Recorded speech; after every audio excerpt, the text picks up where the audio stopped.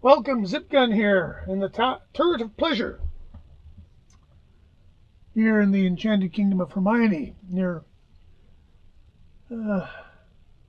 near Milne's Landing, Baker Creek, Sooke down the road, Victoria about 40k, Vancouver on the ferry, Canada. Going to talk about thrift store finds. There's going to be more than one of these. I live for the thrift stores. Any serious music nut goes into a thrift store, goes straight for the records and CDs. In the good old days, lots of good records. Oh boy. I have stories, many stories. An original Coltrane on Atlantic for a dime. Sure, lots of those. But now most of the deals are for CDs. So if you don't like CDs, you're not going to get much of a kick out of the thrift stores anymore. But the stuff I find, some of it you're like, oh, I would pay whatever for this, $20. And some of it you go, you know what? I know this isn't very good. In fact, I'm pretty sure it's terrible. But for $1, I'm going to buy it just so I can say I've heard it once. And there's a lot of records that go into that category. And this is the one I'm going to talk about right now. I don't even know how you pronounce his name. Jobriath. Now, Jobriath is important for many reasons. His music isn't really one of them. His music kind of just was there. It wasn't, like, when you listen to this CD, this is a best of, by the way. These are the things you need to know. First of all, the liner notes are written by Morrissey. Yes, I know. And Morrissey actually covered one of the songs on his second to last record. What the heck was this song? Is it on here? Oh, maybe not. Anyway, so you've been warned. Morrissey likes this guy.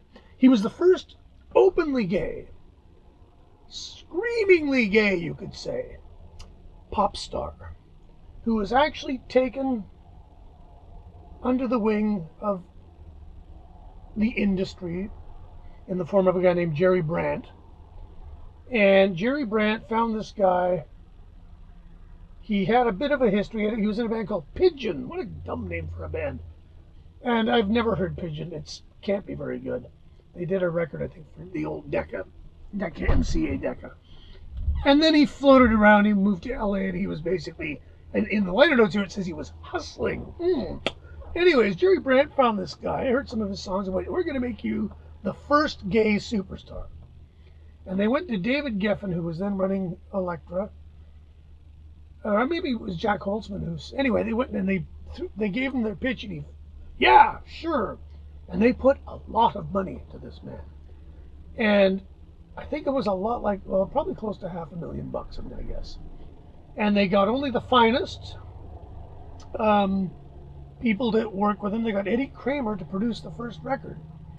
And this is where the problem lies for us fans of bad music. Eddie Kramer is a really good producer. And he could produce almost anybody and make a pretty good record. And that's the thing. So the first Jobriath record, I believe it was entitled Jobriath, was accompanied by billboards and hypes, and there was these promises of these gigantic shows. And he was on the Midnight Special, I believe, which I haven't gone to see if it's there on YouTube. We'll check later.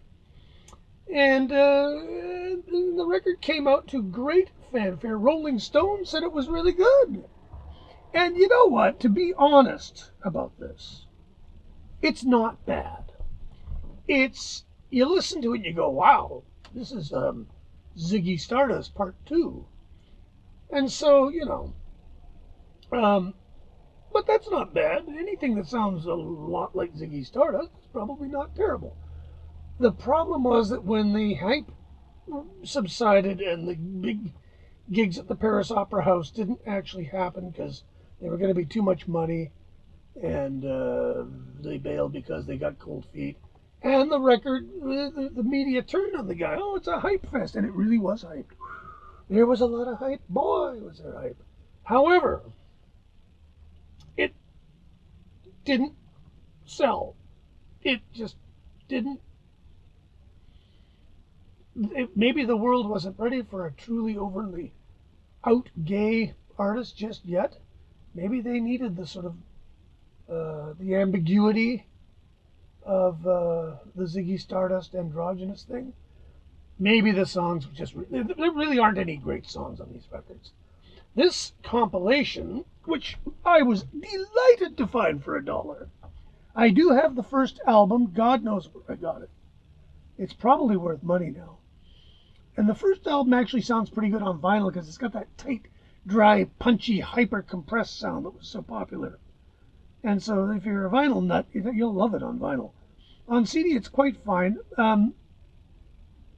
Basically, all of the songs on this, bar one, are from all the same sessions. They went to Electric Lady Studio in New York. They spent a fortune on this record. A lot of money. Look at some of the, I don't know if this is going to show up. We'll see. But there is the album cover of the first album, which is pretty normal now. Back then, it was very racy. And then the second album was called, what the heck was it called again? Creatures. I always get it wrong, so I better check. Creatures of the Night? Creatures of the Street, sorry.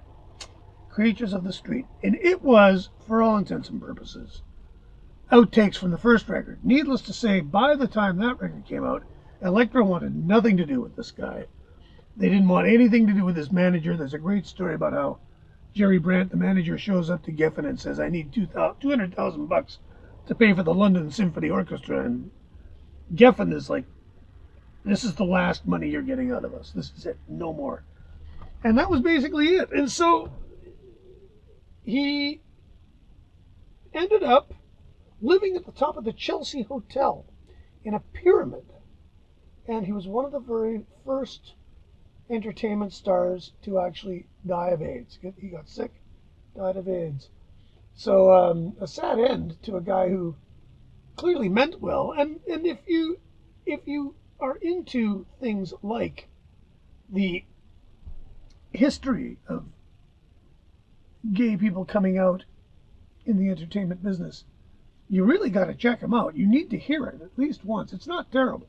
People will tell you it's terrible. It's not terrible, but it's not what it might have been. And it's not Eddie Kramer's fault, because Eddie does a good job on it. But there you have it. Jobriath. I'm sure it's still in print. This is a reissue from, when was this from? 2000 something? Like I say, Morrissey did the notes. It's on a label whose logo is not readable, and that's what it is. Is it Attack? Pace? I don't know. I've gone and put the glasses down and I can't see what I'm looking for here. There they are. It is indeed Attack Records, 2004, Sanctuary Records Group, licensed exclusively from Elektra Entertainment Corp., who I'm sure not too terribly long ago were wondering if they'd ever make another nickel out of this catastrophe. Warner Strategic Marketing. Way too late. Should have done that back in 73, boys. Anyway, there you have it. Thanks for watching. Subscribe to me, and we'll figure out other ways you can make me rich. Or not. Thank you.